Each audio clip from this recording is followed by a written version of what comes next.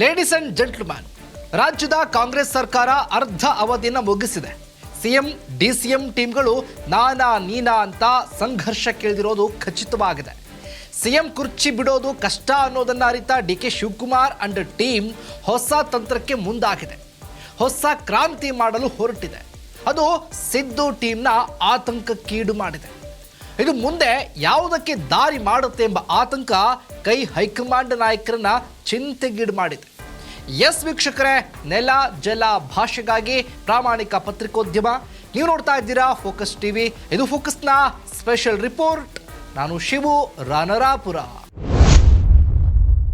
ಸರ್ಕಾರ ಸಿಎಂ ಕುರ್ಚಿ ಕುಸ್ತಿಯಲ್ಲೇ ರಾಜ್ಯದ ಕಾಂಗ್ರೆಸ್ ಸರ್ಕಾರ 2.5 ವರ್ಷಗಳನ್ನ ಪೂರೈಸಿದೆ. ಈ ಬೆನ್ನಲ್ಲೇ ಕಾಂಗ್ರೆಸ್ನಲ್ಲಿ ಕ್ಷಿಪ್ರ ಕ್ರಾಂತಿ ಆಗ್ತಾ ಇದೆ. ಡಿಸಿಎಂ ಡಿಕೆ ಶಿವಕುಮಾರ್ ತಂಡ ಇದಕ್ಕೆ ಮುನ್ನುಡಿಯನ್ನ ಬರೀತಾ ಇದೆ. ಅದೇನು? ಸಿದ್ದರಾಮಯ್ಯ ಅವರನ್ನ ಕೆಳಗಿಳಿಸೋದಕ್ಕೆ ಕಾಂಗ್ರೆಸ್ ಹೈಕಮಾಂಡ್ ಸಿದ್ಧ ಇಲ್ಲ ಅನ್ನೋದನ್ನ ಖಚಿತವಾಗ್ತಾ ಇದ್ದಂತೆ DK Shivakumar team full active ಆಗಿದೆ. ಒಂದು ಕ್ರಾಂತಿ ಮಾಡೇ ಬಿಡೋಣ ಎಂಬ ದೃಢ ನಿರ್ಧಾರಕ್ಕೆ ಬಂದುಬಿಟ್ಟಿದ್ದಾರೆ. ದೆಹಲಿಯಲ್ಲೇ ಶಕ್ತಿ ಪ್ರದರ್ಶನಕ್ಕೆ ಸಿದ್ಧರಾಗಿದ್ದಾರೆ. ಹೈಕಮಾಂಡ್ ಅಂಗಳದಲ್ಲೇ ಶಾಸಕರ ಪರೇಡ್ ನಡೆಸೋದಕ್ಕೆ ಮುಂದಾಗಿದ್ದಾರೆ.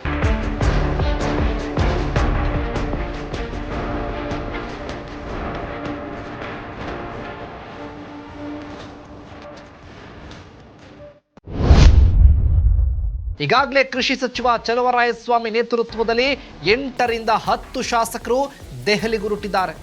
ಶಾಸಕ ಮಾಗಡಿ ಬಾಲಕೃಷ್ಣ ನೇತೃತ್ವದಲ್ಲಿ ಹಲವು ಶಾಸಕರ ಮತ್ತೊಂದು ತಂಡ ದೆಹಲಿಗೆ ಹೊರಡಲಿದ್ದಾರೆ.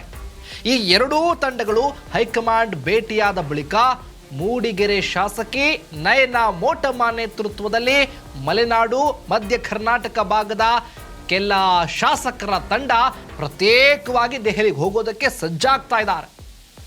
ಈ ಮೂಲಕ ಡಿಕೆ ಶಿವಕುಮಾರ್ ಅವರ ಪರವಾಗಿ ಬ್ಯಾಟ್ ಬೀಸೋದಕ್ಕೆ ಸಜ್ಜಾಗಿದ್ದಾರೆ.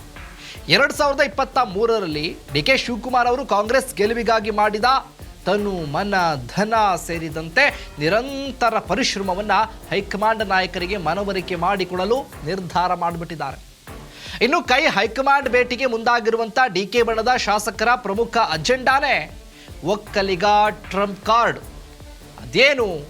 ಒಂದು ವೇಳೆ ಡಿಕೆ ಶಿವಕುಮಾರ್ ಅವರನ್ನ ಸಿಎಂ ಮಾಡದಿದ್ರೆ ಹಳೆ ಮೈಸೂರು ಭಾಗದಲ್ಲಿ ಪ್ರಬಲ ಸಮುದಾಯವಾಗಿರುವ ಒಕ್ಕಲಿಗ ಸಮುದಾಯದ ಮತಗಳು ಕೈತಪ್ಪುತ್ತೆ ಅನ್ನೋದನ್ನ ಎಚ್ಚರಿಸೋದು. ಇದರ ಜೊತೆಗೆ 2023ರಲ್ಲಿ ಡಿಕೆ ಶಿವಕುಮಾರ್ ಅವರನ್ನ ನಂಬಿ JDS ಕಡೆಯಿಂದ ಒಂದಷ್ಟು ಮತದಾರರು ಕಾಂಗ್ರೆಸ್ಗೆ ಮತ ಹಾಕಿದ್ದಾರೆ. ಹಾಗಾಗಿ ಅವರನ್ನ ಸಿಎಂ ಮಾಡಲೇಬೇಕು. ಇಲ್ಲದಿದ್ದರೆ 2028ರ ಚುನಾವಣೆಯಲ್ಲಿ ಬಿಜೆಪಿ JDS ಮೈತ್ರಿಯನ್ನು ಎದುರಿಸೋದಕ್ಕೆ ಕಾಂಗ್ರೆಸ್ಗೆ ಕಷ್ಟ ಆಗಬಹುದು. ಅಲ್ಲದೆ ಹಳೆ ಮೈಸೂರು ಭಾಗದಲ್ಲಿ ತನ್ನ ಪಾರುಪತ್ಯ ಸ್ಥಾಪಿಸೋದಕ್ಕೆ ಮುಂದಾಗಿರುವಂಥ ಬಿಜೆಪಿಗೆ ನಾವಾಗಿಯೇ ಅವಕಾಶವನ್ನು ನೀಡಿದಂತಾಗಿಬಿಡುತ್ತೆ ಅಂತ ಎಚ್ಚರಿಕೆಯನ್ನು ಕೊಡೋದಕ್ಕೆ ಡಿಕೆ ಬಣದ ಶಾಸಕರ ಟೀಮ್ಗಳು ಮುಂದಾಗಿದ್ದಾರೆ. ಇದು ಕಾಂಗ್ರೆಸ್ ಹೈಕಮಾಂಡ್ಗೆ ತಲೆನೋವಾಗಿ ಪರಿಣಮಿಸಿದೆ. ಬಿಹಾರ ಚುನಾವಣೆ ಬಳಿಕ ಸಿಎಂ ಬದಲಾವಣೆ ಆಗುತ್ತೆ ಅನ್ನೋದನ್ನ ಎದುರು ನೋಡ್ತಾ ಇದ್ದಂತಹ ಡಿಕೆ ಶಿವಕುಮಾರ್ ಅಂಡ್ ಟೀಮ್ಗೆ ತುಂಬಾ ನಿರಾಸೆ ಆಯಿತು. ಆದ್ದರಿಂದಲೇ ಡಿಕೆ ಶಿವಕುಮಾರ್ ಅವರು ವೈರಾಗ್ಯದ ಮಾತನಾಡ್ತಾ ಇದ್ದಾರೆ. ಇದು ಅವರ ಬೆಂಬಲಿಗ ಶಾಸಕರನ್ನ ಕೆರಳಿಸಿದೆ. ಹಾಗಾಗಿನೇ ಅವರು ದೆಹಲಿಯಲ್ಲೇ ಪವರ್ ಶೇರಿಂಗ್ ಫೈಟ್ ನಡೆಸೋದಕ್ಕೆ ಮುಂದಾಗಿದ್ದಾರೆ. ಇನ್ನು ಡಿಕೆ ಟೀಮ್ನಲ್ಲಿರುವಂಥ ಶಾಸಕರನ್ನ ಹೇಳೋದಾದರೆ ಕದಲೂರು ಉದಯ್, ನಯನ ಮೋಟಮ್ಮ, ರವಿಕುಮಾರ್ ಗಣಿಗ, ಗುಬ್ಬಿ ಶ್ರೀನಿವಾಸ್, ಕುಣಿಗಲ್ ರಂಗನಾಥ್, ಚಲುವರಾಯಸ್ವಾಮಿ, ಆನೇಕಲ್ ಶಿವಣ್ಣ, ಮಾಗಡಿ ಬಾಲಕೃಷ್ಣ, ಇಕ್ಬಾಲ್ ಹುಸೇನ್, ನೆಲಮಂಗಲದ ಶಾಸಕ ಶ್ರೀನಿವಾಸ್, ದಿನೇಶ್ ಗೂಳಿಗೌಡ ಸೇರಿದಂತೆ ಹಲವರಿದ್ದಾರೆ. ಆದರೆ ಇವರೆಲ್ಲರೂ ಕೂಡ ಪ್ರತ್ಯೇಕ ತಂಡಗಳಲ್ಲಿ ಹೋಗ್ತಾ ಇದ್ದಾರೆ. ಹೈಕಮಾಂಡ್ ಅಂಗಳದಲ್ಲೇ ಕೂಡ ತಮ್ಮ ನಾಯಕನ ಪರವಾಗಿ ಶಕ್ತಿ ಪ್ರದರ್ಶನಕ್ಕೆ ಡಿಕೆ ಬಣದ MLAಗಳು ಸಜ್ಜಾಗ್ಬಿಟ್ಟಿದ್ದಾರೆ.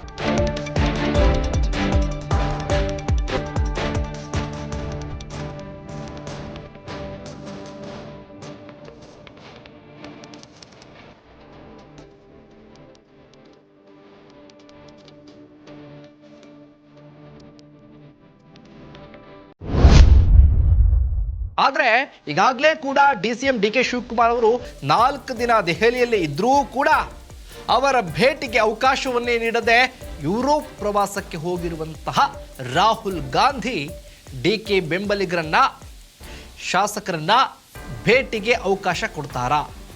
ಒಂದು ವೇಳೆ ಭೇಟಿ ಮಾಡುವ ಮನಸ್ಸಿದ್ರೂ ಕೂಡ ಅವರು ಅಷ್ಟು ಬೇಗ ವಾಪಸ್ ಬರ್ತಾರಾ? ಅಥವಾ ಎಐಸಿಸಿ ಅಧ್ಯಕ್ಷ ಕನ್ನಡಿಗ ಮಲ್ಲಿಕಾರ್ಜುನ್ ಖರ್ಗೆ ಆಗಲಿ ಅಥವಾ ಸಿಎಂ ಪವರ್ ಶೇರಿಂಗ್ ಮಾತುಕತೆಯ ಪ್ರತ್ಯಕ್ಷ ಸಾಕ್ಷಿ ಅಂತ ಹೇಳಲಾಗ್ತಾ ಇರುವಂಥ ಪ್ರಧಾನ ಕಾರ್ಯದರ್ಶಿಯಾಗಿರುವಂಥ ಕೆ.ಸಿ. ವೇಣುಗೋಪಾಲ್ ಡಿ.ಕೆ. ಶಿವಕುಮಾರ್ ಪರ ಮಾತನಾಡ್ತಾರಾ? ಏನೂ ವರ್ಕೌಟ್ ಆಗದೆ ಅವರ ನಾಯಕನಂತೆ ಬರಿಗೈಯಲ್ಲೇ ಬೆಂಗಳೂರಿಗೆ ವಾಪಸ್ ಆಗ್ತಾರಾ?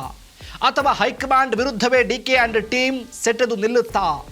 ಇದೆಲ್ಲ ಆದರೂ ಸಿಎಂ ಸಿದ್ದರಾಮಯ್ಯ ಮಾತ್ರ ಅಷ್ಟೊಂದು ಸುಲಭವಾಗಿ ಸೀಟನ್ನು ಬಿಟ್ಟು ಕೊಡ್ತಾರಾ? ಅದನ್ನು ಡಿ.ಕೆ. ಟೀಮ್ ಒಪ್ಕೊಂಡು ಸುಮ್ಮನೆ ಇರೋದಕ್ಕೆ ಸಾಧ್ಯನಾ? ಇದೆಲ್ಲ ಪ್ರಶ್ನೆಗಳಿಗೆ ಉತ್ತರ ಸದ್ಯಕ್ಕೆ ಸಿಗೋದು ಕಷ್ಟ. ಇದಾಗಿತ್ತು ಫೋಕಸ್ನ ಸ್ಪೆಷಲ್ ರಿಪೋರ್ಟ್. ನೆಲ ಜಲ ಭಾಷೆಗಾಗಿ ನೋಡ್ತಾ ಇರಿ ಫೋಕಸ್ ಟಿವಿ.